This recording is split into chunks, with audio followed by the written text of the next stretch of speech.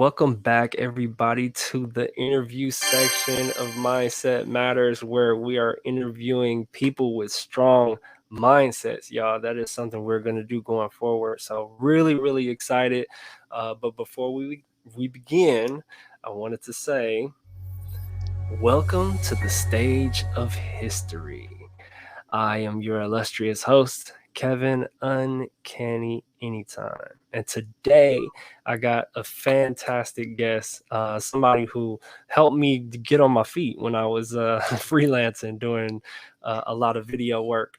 Bukola, and it's Somide? It's Somide, right? Somide. Somide. Oh, I'm Yes, sorry. Wow, I was it's way okay. off. How am I going to say? Is that okay? No, it's all Uh, right. I was totally off base on that one. But so say it one more time for me. Somide. Shomade.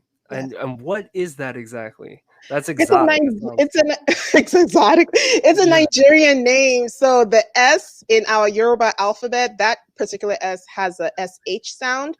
So it's a sh Mm, instead of us. Yeah.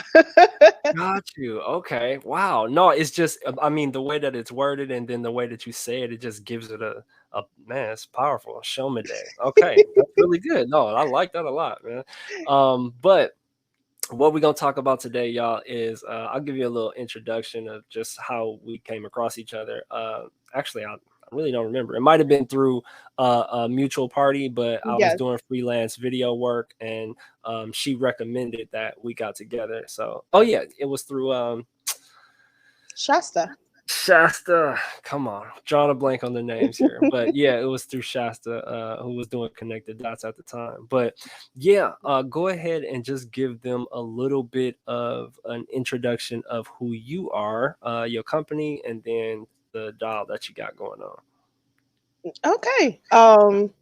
So I am Bukola Somide, founder, CEO of Innovant Technologies, and creator of the award-winning brand Somide Computer Scientist. So we create fun computer science educational products to engage, educate, and boost the confidence of children in underserved communities, particularly our Black community. I've had 17 years working in corporate, in the IT industry as a software engineer. So I'm predominantly the only Black person or Black woman on the software development team. So I understand what is needed to thrive in this particular space, and confidence is key. So I want to see more of underrepresented minorities, particularly Black women, thriving in this field, not just existing. And I got to a point in my life where I was thinking I needed more fulfillment in my life. And the only way to do that was to give back to the community. So I had to think, okay, what is a way that I can give back that would truly resonate with me than just volunteering at a soup kitchen or something like that? And that's why I had to hone in on what I'm doing. And so I was like, do you know what? I'm going to create a scholarship program for young minority girls pursuing computer science in college. But then it quickly dawned on me that no, by the time they get to junior year, not junior year, freshman year or senior year of Mhm, high school, they've actually decided what they want to major in. mhm, So if I wanted to help increase this number, I needed to work backwards. I needed to target the younger generation, high schoolers, middle schoolers, elementary schoolers.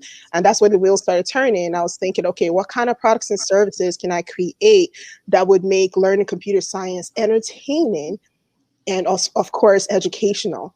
Some of the pain points I've seen when I did my own internal customer research were just three bullet points, three pain points. One, that they think computer science might be boring. Two, that it might be complex and difficult to understand. So they automatically feel intimidated by it and feel like they're mhm. not smart enough to pursue it.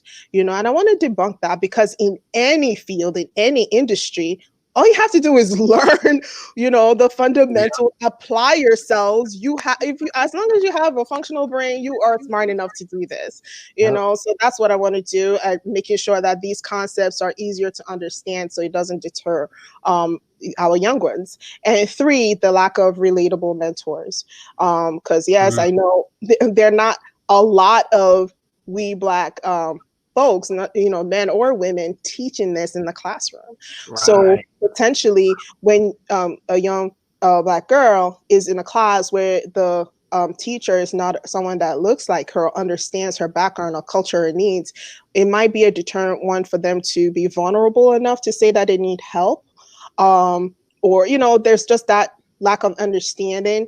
So sometimes when they don't see someone thriving in this space, it might not, I talk about shattering the mental glass ceiling, because it's really all in the mind. So we're talking about Mhm. mindset today. It's really all in the mind. What you believe you can do versus what you think you cannot do. It's all up here. So it's easier to break that barrier when you see someone thriving in this space. You can say, oh, yes, I can do it too. It's no longer a roadblock. It's just, you just have to apply yourself to now get there.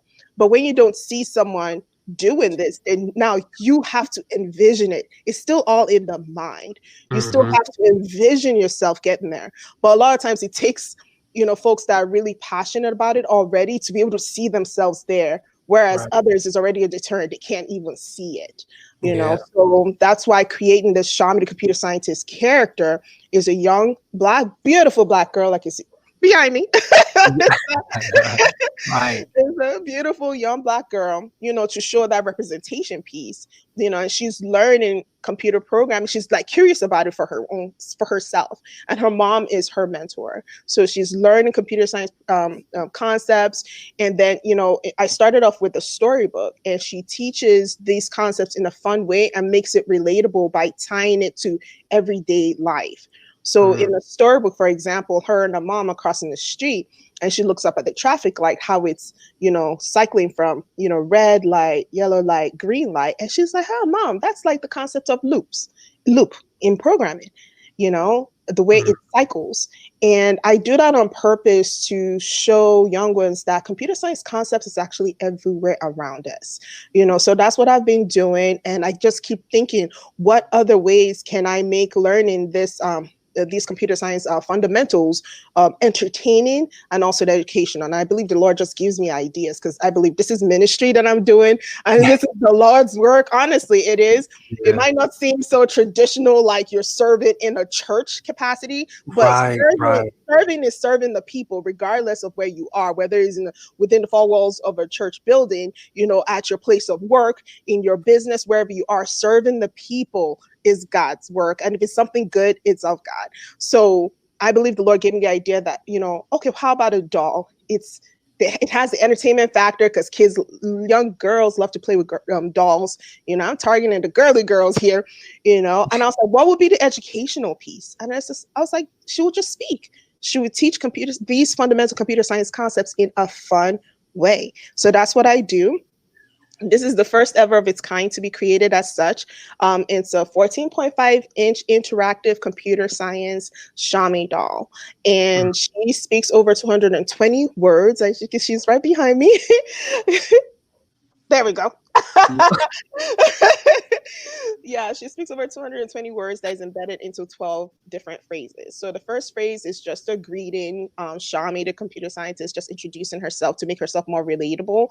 She talks about what she's interested in, her hobbies. She likes to dance and to play, and then she loves learning about computer programming. I do that on purpose because kids like that kind of stuff. They like to dance Right. and play, game, ride skateboards, whatever the case may be. You can do all those things. You can love fashion design and still want to pursue something in computer science in a technical field. You can do them both. It's not mutually exclusive. And so the other phrases that she talks about that is computer science related, she goes over the word algorithm, code, Mm. bug, HTML, web page, artificial intelligence, JavaScript, binary numbers, loop condition, and she touches on the concept of cyberbully. And some might think, what does cyberbully have to do with computer science? Mhm. Well, it wouldn't exist without advancements in computer science technologies. Yeah. So what does that mean? According to K to 12 computer science standards, there are top level concepts in computer science. And one of the concept areas is called impacts of computing, meaning how do these computing technologies affect your lives? We know that, like, for example, if you lose your phone or you left the house, you forgot your phone, you almost feel like, oh my gosh, I, you feel complete, you don't even know how to function a little bit because you are so dependent on this technology. That's Yeah. how this computing technology affected your life. So with this social awareness piece, I wanted her to embody a social awareness piece to add even more value. So the concept of cyberbully, back in the day before the internet, bullying was usually within the walls of a school or what have you. Only those that are present get to observe it. But in Mhm. today's day and age, folks take out their smartphones, they record it, and it goes viral. So not only those little kids in that space see it, but you have millions of other people online commenting on Yeah. this video, seeing this, your face is on there, so the impact is astronomical. So Mhm. when she touches on this concept of cyberbully, she's just trying to encourage. She first of all defines what it is. She says a cyberbully is a person that writes mean things about somebody else on the internet. Don't be a cyberbully, be a cyber friend instead. It's just to encourage that digital citizenship, being responsible. These technologies are powerful. You can either do something good with it or not. So that's in a nutshell what it is. So I've been talking too Yeah. long. So. No, no, I'm sure a lot of people were probably interested in like, whoa, what is that about? Because, and this is, look, I mean, it's like it's the double-edged sword, right? Because like I was talking to her backstage, I'm like, dude, you're so far ahead that it's just a lot of people just gonna be like, and then it's gonna have to slowly transition because Mm, this girls are starting to be portrayed more visible. Like I saw a glimpse of the new Kevin Hart movie on fatherhood, and him and his him and his girlfriend were playing video games. Like mhm, you didn't used to see that, and I'm mhm, we're not that old. It's not something that is like now a thing that you wouldn't even think about, because you used to be like, wait, what? No, girl playing video games, people are tripping out now. So mm, that's pretty much in that same realm. It's like they're expanding, women are expanding their arsenal basically as far as skill sets, because why not? They could absolutely do the exact same thing. Like video games isn't just a guy sport. It isn't just for boys. It's simply like you said. It's a science. It's a program. So anybody can really get hooked on it and be like, wait, this is fun to me.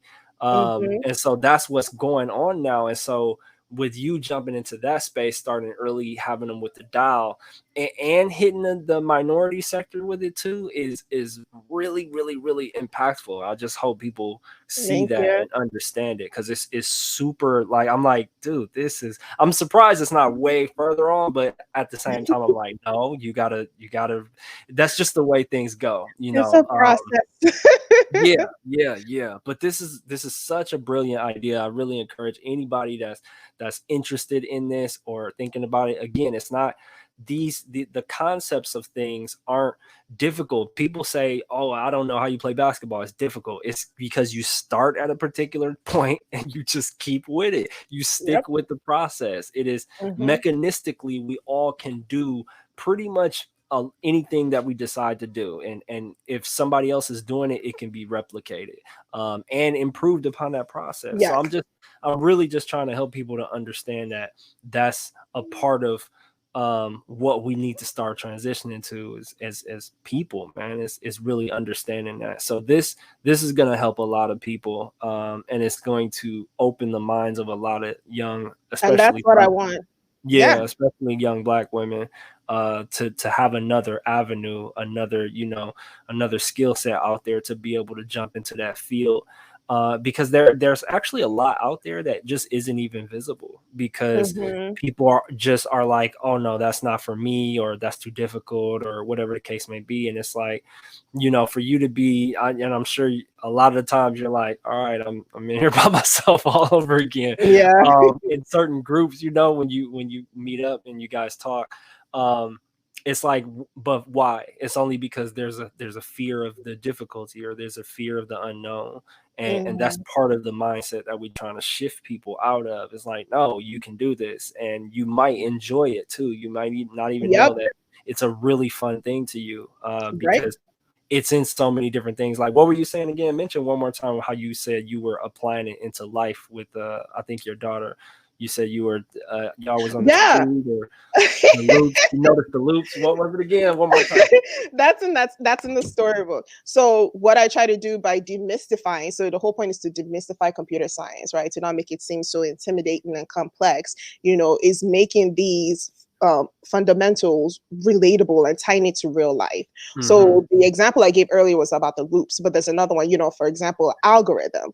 An algorithm is a concept that's actually even in other They disciplines as throw well. that out there like they know what it is. And then, so people be throwing that out there like they know what it is. And it's like, Yeah, especially with the social media, they always talk about the algorithm. Yeah, so algorithm, like she defines it, she says it's a list of steps to complete a task, such as the things you do to get ready for bed at night. So I do that on purpose for kids to be able to envision, okay, what are the steps you take to get ready for bed? These lists of steps is actually an algorithm. And if you take this algorithm and actually code it into a machine, to have a machine process it, that's when it turns from an algorithm on a piece of paper, to actually a code or program. mm-hmm. So, it's just trying to make people understand what programming is all about. It's about solving problems and creating solutions, and automated it. And also the other thing I want to touch on, like you had alluded to, computer science is a male-dominated industry, clearly, and that's why Right. there are a few of us here. So I'm trying to make it more appealing to women, to young girls, and do it in a way that is fun and girly. Yeah. I do And that you on know what's purpose. interesting? It's easy to create a robot, but I'm like, let's make it a little pretty. Right. What's so interesting about that to me though is there's that's kind of in the same realm of thinking, I would say, as like maybe accounting.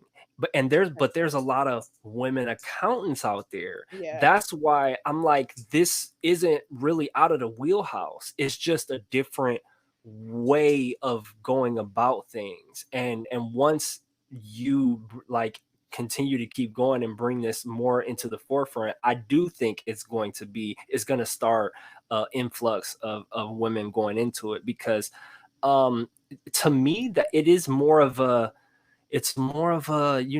interior decorator type of, you know what I mean? Like because I'm not a big fan of that. It's difficult for me. Like to me, algorithms are habits. You gotta create a pattern of habit, right? And with that, it's just difficult for me. It's just difficult for me. I have to really focus to make sure that that's taken care of. But I mean, for other guys, it may not be. But what I'm saying is that it's a very creative process, and Mhm. males and females have different creative processes, and Okay. some come easier to males and some come easier to females. And I think sometimes just because a particular group gets into something first, that's where it's overly dominated, and Right. and then it's like, oh well, that must be for that group, and it's like, no, that's not the case. Like, we all are human here. There's different skill sets, but there's a different field that you might be able to jump into if you just expand your awareness to your possibilities of it. And that's why I'm telling you, it's super important that you're doing this stuff, because Thank you're you. one of the pioneers that's gonna help to get more women into technology, and that's gonna soften some of this stuff up, man. It's gonna make it not so dark and hard and gray. I'm just like, I mean, that's cool, I get it, but at the same time, it don't have to be like that. And that's the wonders of our imagination, of just our different minds that we get to have here in life. So Okay, yeah, I want to you touch on something that you're saying, because you're like, men and women are kind of wired different, and I guess there's some truth to that. I'm not a psychologist or okay. surgeon All or right. whatever, but I think part of it is also alluding to your environment, how you grew up, and the nurture what you're being nurtured Mm, with. hmm. Traditionally in certain societies, what kind of toys do you buy for boys, right? Right. You Right. gravitate towards the guns, and all these other stuff. But the girls, is the little playhouse and the Right. doll. So I've had some folks, some moms say, "Are you going to create a boy doll?"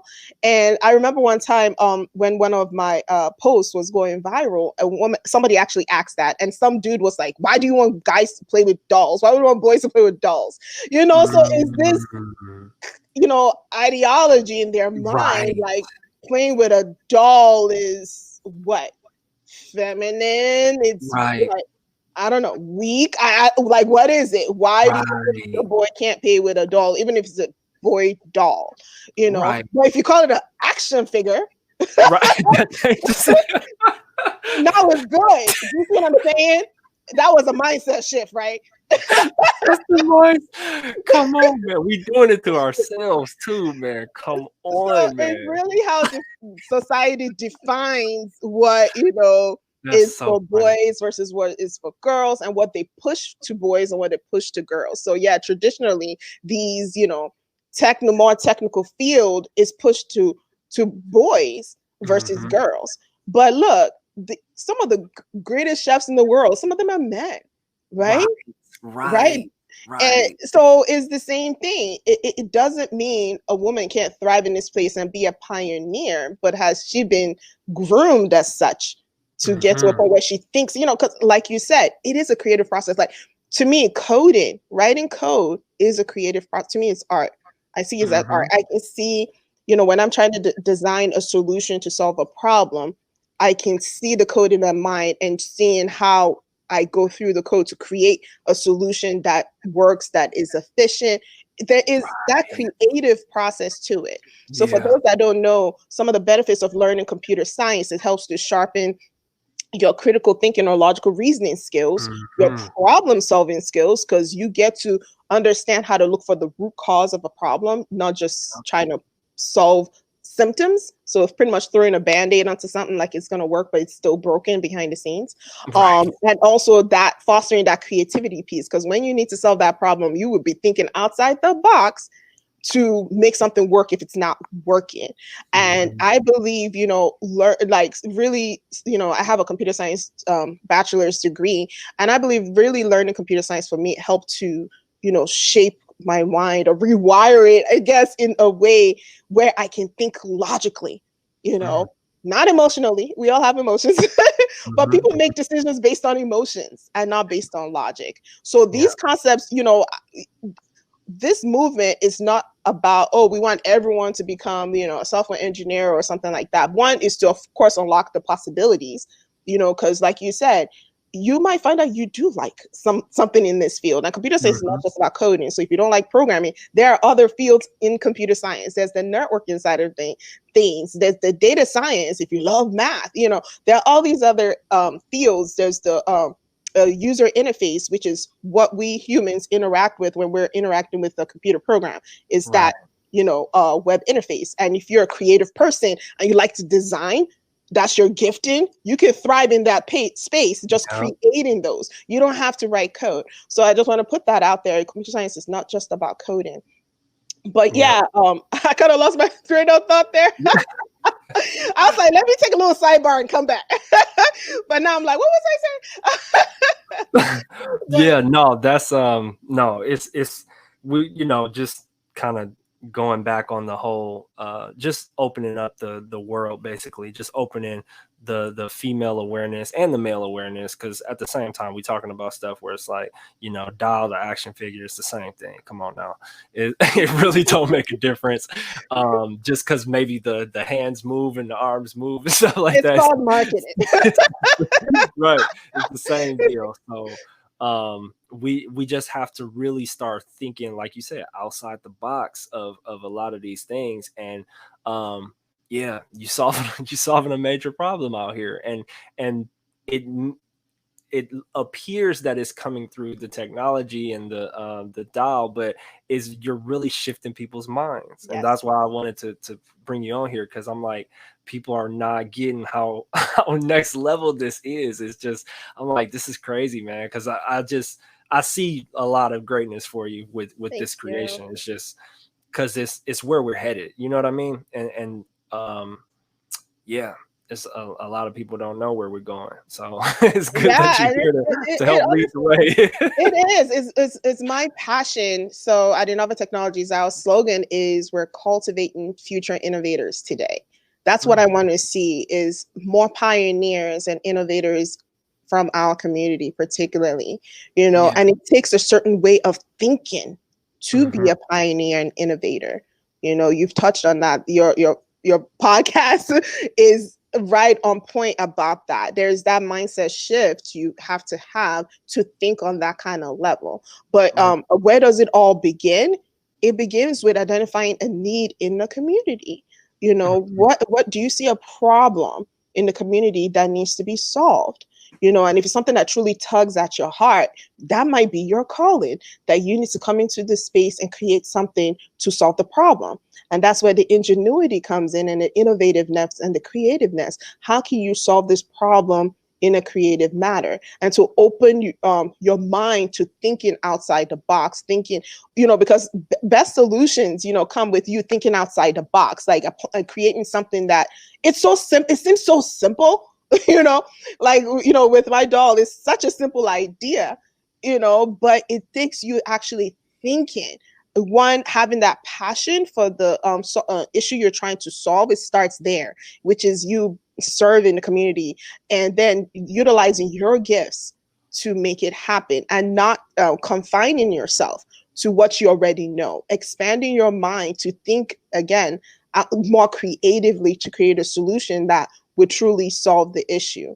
So always keeping in mind who who you're serving, because they're the ones that are going to utilize this solution, right? Mhm. So just cultivating that heart of servitude, I think, helps with being an innovator and pioneer in a particular field. If you go back to the person, is it Thomas Anderson that invented the light bulb, right? The light bulb. Mhm. Edison, yeah.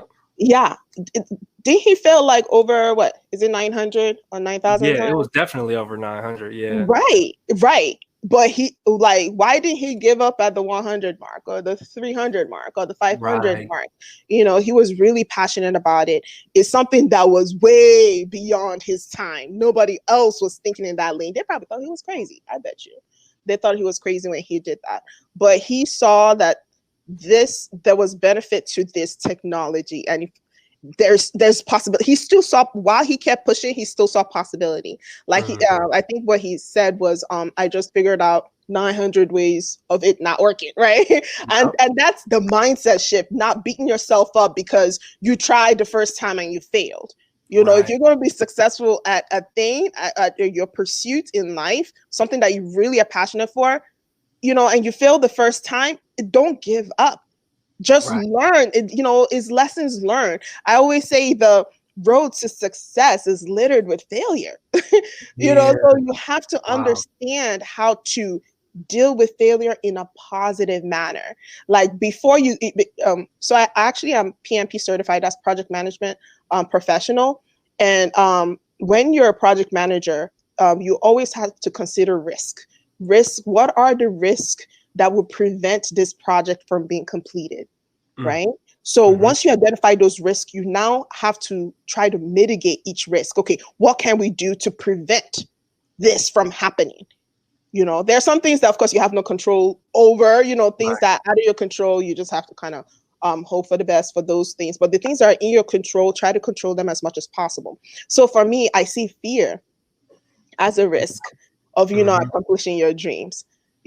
I see fear of failure. Like, some people say fear of success. Some people are scared to be successful, and some people are scared to fail. Actually, they said that. I feel like they're both the same thing, Yeah. because if you're scared to be successful, it's because when you're successful, you feel like you may not be able to keep it up. So it's still Right. that fear of failing after you've reached that success. But yeah, I see that as a risk. So now, okay, if you identify this as a risk, what can you do to mitigate this fear from coming to pass, from manifesting itself? That's when you do things like, if you don't have enough knowledge about something, you go do your research. Mhm. Do adequate research. Talk to somebody that may have done it before in your industry. So, say you're creating a solution that is something that's already been created, and you're just iterating its a use, like making it better. You know, you Hmm. can talk to people that have done before. Like when I published my storybook, I've never published a storybook before. A friend of mine had Right. published about four. I spoke to her about the process. You know, so gain the knowledge you need. So if you want to be successful at publishing a book, go talk to other people that have published books. You know, Yeah. do that research. You are now little by little mitigating that fear of one, not even accomplishing this task, and two, not being successful. Like after you publish and people are scared, no one will buy it. I told Mm. myself, you know what? Even if one person buy my book, I am successful. That's how I Yep. changed my mindset. I was like, Yep. I don't care. It's not about selling 1,000 copies, 1,000,000 copies, being bestseller. I changed my mindset. That was that fear. Maybe people would not buy it. I was like, do you know what? As long as one, and I know one will, because my mom is there. I got my mama. I Right. got family and Right. friends. I know one person is gonna buy this. But that's how I mitigated that fear. It's like as long as I sold one, I'm successful. I Yeah. succeeded. So it no longer was a hindrance. I just moved past it. So that's what I'm saying right now. You know, there's certain whatever it is that you think will get in the way of you accomplishing your task is a risk. Identify those risks and now say what can I do to mitigate this risk from happening, and you will increase the probability of you accomplishing your task. I hope that made sense. Yeah, yeah, no, and you know what? Just to wrap up, why don't you just let everybody know how you came into this field? You know, give a little bit Oh, about yeah. your background of how you even because I know we were talking about how environment is important and stuff like that. So they people really might be curious as far as like how you grew up and stuff like that. So To be quite um, honest, yeah, my story is kind of unorthodox because back in high school, I learned about computer science in 10th grade. And it was from one of the graduating seniors. I just asked him, oh, what are you going to study? And it was male. He was a male guy. So, you know, I asked him, what are you going to study? And he said, computer science. And that was it. I was like, oh, I love science and computers are the way of the future. I'll study computer science. That was my what naive way. what were you into before? Um, art. Yeah, okay, see, As you see, oh, but that's the But thing you know though. why? Do you know why? You see, like I said, you're influenced by your environment. All we saw were our parents. Looked at my mom's profession, looked at my dad's profession. I'm like, my mom is a woman, so I'm a woman. I want to do Yeah, what she's right, doing, and she was a fine arts. That was her gifting. She was good in fine arts, and so gotcha. when kids are trying to figure out. Sometimes they don't know their talents, they don't know what Right, they're going to be good at, right. so they're trying to figure out their way. They just pick what they see. So it's kind of Mhm. like, well, I like art, but at that time, I don't know. That's why I always say that I feel like computer science chose me, like it was fate in a way, Gotcha. because I did enjoy science, right? The whole Right. idea of science, but the idea of computers at that time, it was still pretty new.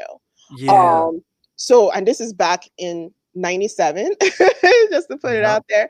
It was Yeah. still pretty new. And I was like, this is the future. And so it's interesting, even when I think back at it, I was like, for such a young person as myself, thinking like having that kind of foresight, I didn't even realize that's what it was at the time. But I was just like, okay, I'll do computer science. And I had no clue. So when I was graduating, my dad came to me. First of all, my dad went to my brother. He was like, what are you going to do? Engineering, this, that. Like, I'm like, okay. He came to me. He didn't mention engineering. He was Right. like, accounting, finance, Right. Right. law. See? So that's See? the society, Man. right? It's like, Right. okay, what are the fields that cater more to women? So he had just suggestions. He never said engineering. But because I somehow had my mindset on computer science since 10th grade, that by 12th grade, I was just like, computer science. And he was like, what's that? And I was like, I don't know. So my dad actually was the one that did the research. And back then, there wasn't any search engines. You did it the old-fashioned way, went to the R library. right. He went to the library to do the research. And then he came back to me and he was like, do you know what? They make money. So you can pursue Yeah. computer He like, "All right, I'm okay with this. I didn't know about it, but it's okay now because Yeah, we but get it." how did I learn about it? Actually, so I went to the University of Maryland, College Park, and they have this bridge program. The bridge program helps minorities transition from high school to college that are majoring in computer, math, and physical sciences. So this program helps to retain, more of minorities in this field. So I thank God I joined. My dad was on, I applied, but I was accepted in this program. So the summer before my freshman year, we went to campus for a few weeks, and that's when I took my very first, it was C programming course, and Mm. my mind was blown. It was like a Matrix effect. Honestly, I love the movie Matrix, the very first version of Wow. it, because I got it. I was like, that is it. It was like a Matrix effect for me. I was like, oh my God, I didn't know this world. To me, it was like a different world completely. I was like, I didn't know this Right. world existed. And I realized I had a knack for it. I enjoyed the process of creating something from scratch. So having my program work, I had this gratification, there was this feeling Yeah. I had. I was just like, oh my God. I think my mind shifted at that point to see possibilities, and it's something that I enjoyed, that logical reasoning part of it, to create a solution. So that's kind of how I kind of pursued it, and I enjoyed it, and I actually have a talent for coding, because I realized later that not everybody actually enjoys coding at all. When Yeah. something comes Oh, right. natural to you, yeah, when something comes natural to you, you think everyone is like that. Because I have a good friend of mine who, she built her first computer at age of 15. I don't know how to build a computer, but Wow. she took programming classes, and she took it twice, and she still couldn't pass the class. She just didn't have a knack for coding, but she's very Right. super technical, way technical than me. So I realized that, Wow. not everyone will enjoy this aspect of programming and the logical reason that it takes to create the software programs. But I thank Mhm. God that I enjoyed it. However, I will say this: when I was in college, when I got to junior year, I was so burnt out, I actually wanted to switch my majors. Yes. Mm. And that happened a lot in college. Folks were switching their majors left and right. So it was a Yeah. thing. It was Oh, like, right, oh, right. it's okay. You can do, it's okay to do nothing abnormal. It's just you're in your Right. junior year, though. Yeah. Right, and I thank God that in hindsight, I had that support system. So I had my dad, who I went back and spoke to him about it, and he tried to encourage me. Well, he did encourage me. He was like, "You just have a couple of more years to go. Just stick with it. For your master's, you can study whatever you want." I'm like, Yeah. "Okay." And then my bridge counselor, I spoke to them as well. And they also encouraged me. And at the time, I was also thinking, okay, what do I want to switch to? And I had no clue. And I was like, well, I like math. But the thing is, I'm not good at it. Gotcha. Okay. I'm not that good at math. I mean, I'm good at the basics, right? Right. But definitely no mathematician. So I Okay. went to my bridge counselor, and I was like, well, I'd like to switch to math. They're like, no, you're not switching What? to math. They just said no? This is like, No, no. no, it's not your Wow. calling. You're not switching. Okay. All And right. I'm glad they did that, right? You Right. know, because they encouraged me to stay in computer science, and I'm glad I Wow. did, because I'm here today because I did stay. If I had gotten out, I don't think I'll be here today. So see how it Right. works. Wow. That is wow. Yeah, no, like, yeah, it may have chose you. It straight up may have chose you Yeah, because that's a really interesting story, especially too like towards the tail end of it, and you like, I might want to jump ship, and something is just like, no, this is where you're going. Sorry, we're not even gonna honor your request. We're not even gonna take yeah, it. That doesn't usually happen. They usually are like, "Oh, okay, well, we'll let you switch," or whatever the case may be. So it was definitely meant to be, man. Like, and it's a good thing because you pushing forward, and everything you're doing is happening for you. So that's really really good. This is a really good thing. So just yeah. let people Thank know where you. they can follow you at, and Yeah, yeah. absolutely. So you can visit our website at innovant-tech.com. That's INNOVANT-TECH.com. And you can get to our e-commerce website, that's shamidal.com. It's very easy to get to it from there. And on social media, on IG and Twitter, our handle is at innovant_tech. So you have to make sure it's an underscore, because there are other Innova technologies out there. And on Facebook is just one word, Innovant Tech. And we're also on LinkedIn as well. So that's how you can connect with us. All right. Well, thank you so much for all of the Yeah. I hope people catch this, but I'm just trying to help spread the awareness too, because I can only do so much, and I love seeing the I love, that's one thing that I really started this for, is because I love seeing the other ideas that I know I won't get into, but I just really enjoy the creative process of stuff. And so that's where it's like, I was like, dude, man, I got to get people on the show to show these different aspects of life that you can be creative in. Mhm. Because I can only touch so much that I've done in my life, and that's a whole different realm. And people don't even know that they may really fall in love with it. And but Absolutely. it's our job to expand that awareness of it. So, Yeah. um, Thank you for your platform. Thank you for allowing me to come on here and share my story with your listeners. I hope it resonated somehow with y'all. I yeah, like to share, the vulnerable aspect of it, my challenges and how I overcame it. So that way, when you're facing challenges as well, you know that you can overcome it. And I think you had mentioned I should mention where we want to go with what we're doing right now, because I want to take advantage of every avenue as much as possible to teach mm, computer science concepts in a fun way. So I would mm, love to go into gamification. That's gamifying, learning computer science. So we know that our kids love gaming. You had mentioned gaming earlier, right?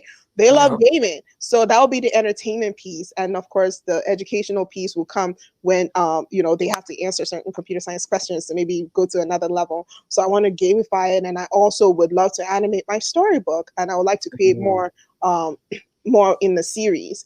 I would like to turn into educational cartoons, animated cartoons. So those are my ideas right now, and wish me well.